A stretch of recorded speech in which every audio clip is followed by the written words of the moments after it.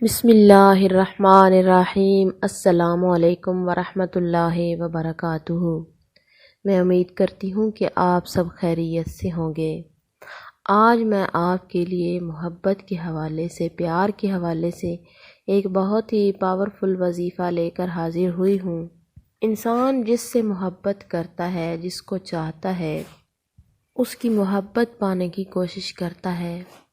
وہ یہ چاہتا ہے کہ جس انسان کو وہ دل و جان سے محبت کرتا ہے، سامنے والا انسان بھی اسی طرح سے اس کو چاہے، اس کے دل میں بھی بے پناہ محبت پیدا ہو۔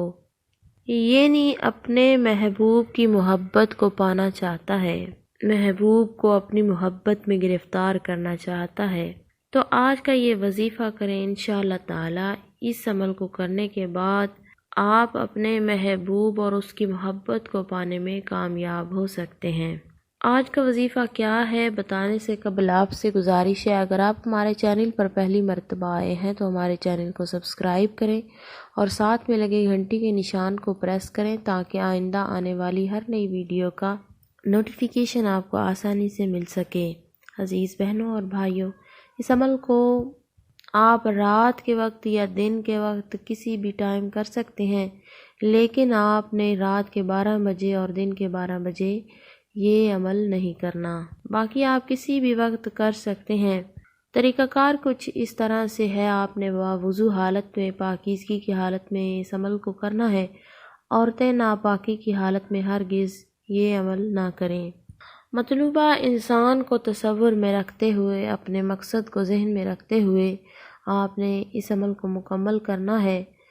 تنہائی والے مقام پہ بیٹھ کے مکمل دھیان اور توجہ کے ساتھ اس عمل کو کرنا ہے۔ اول آخر 7 مرتبہ درود پاک پڑھیں۔ درود ابراہیمی پڑھیں تو وہ زیادہ بہتر ہوگا، اور درمیان میں آپ نے 41 مرتبہ سورہ الکوثر کو پڑھنا ہے۔ 41 بار سورہ الکوثر کو پڑھنے کے بعد آپ نے کرنا یہ ہے، مطلوبہ انسان کو اپنے تصور میں لانا ہے۔